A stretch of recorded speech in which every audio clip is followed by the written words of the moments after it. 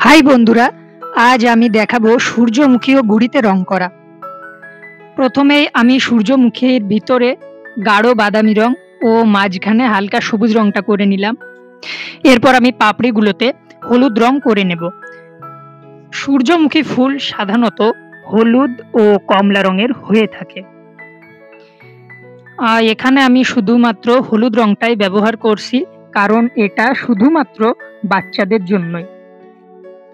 যারা প্রথম থেকেই শিখতে চাও, আমি তাদের জন্য সূর্যমুখী ফুলটা এঁকেছি। আমি একে একে সমস্ত পাপড়িতে হলুদ রংটি করে নিয়েছি। এরপর পাতায় গাঢ় সবুজ রংটা করে নেব। গাঢ় সবুজ রংটি করার পর এখানে আমি ডাঁটায় সবুজ রংটি করে নিলাম। হয়ে গেল সূর্যমুখী।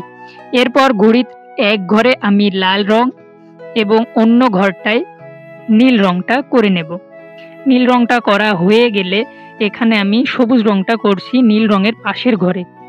পাশের ঘরটায় সবুজ রং করার পর আমি হলুদ রংটা করে নেব একদম উপরে লালটার পাশে। নিচে ঠিক একইভাবে হলুদ রংটা করে নেব। হয়ে গেল